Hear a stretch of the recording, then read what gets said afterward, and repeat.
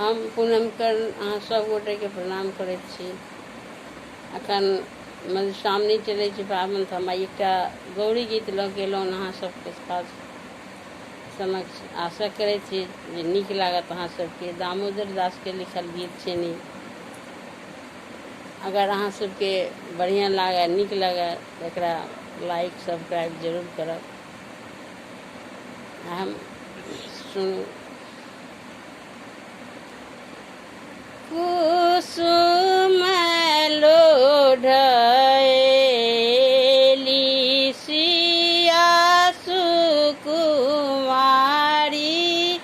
हे कुसुम लोढ़ैली सिया सुकुमारी, हे रंग रंग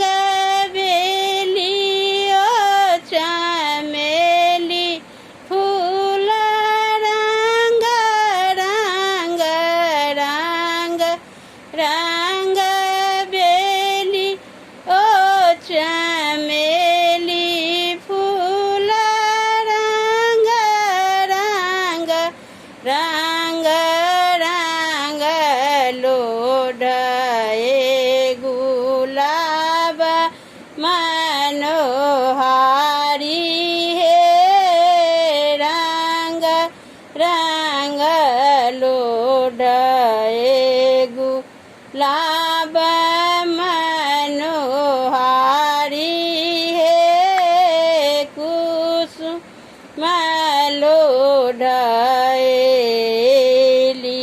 सिया सुकुमारी, हे लाल लाल बिमल कमल फूल तोरी तोरी, लाल लाल बिमल कमल फूल तोरी तोरी, साजी भरी चंपा फूल लोढ़े कुमारी, हे साजी भरी चंपा फूल लोढ़े कुमारी, हे कुसुम लोढ़े एली सिया सुकुमारी, हे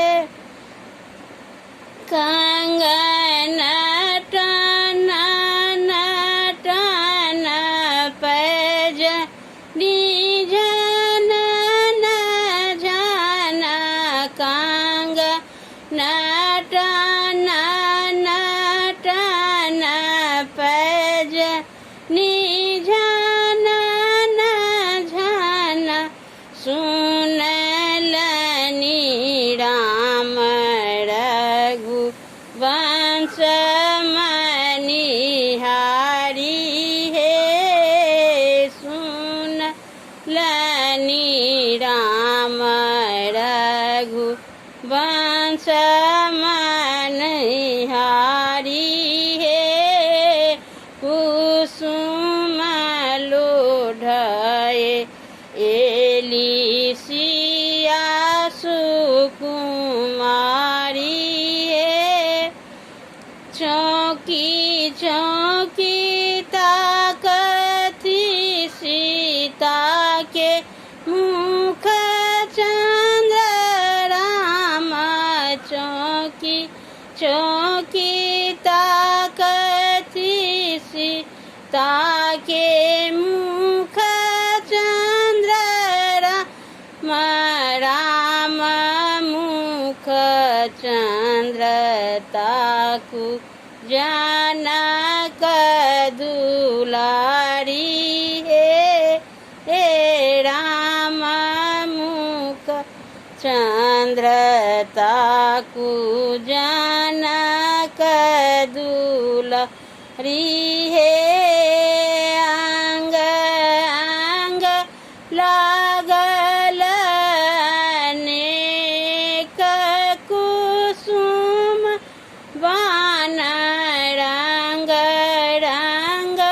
लागल अनेक कुसुम बाण प्राण भेल विकल दुनु के दुख बारी हे प्राण भेल विकल दुनु के दुख भारी हे कुसुम लोढ़े एली सिया सुकुमारी हे दामोदर सखी गण सीता के पकड़ी हाथ दामोदर सखी गण सीता के पकड़ी हाथ गिरी जा मंदिर लाए गेल टारी हे गिरी जा मंदिर लाए गेल टारी हे कुसुम लोढ़ेली सिया सुकुमारी है। धन्यवाद।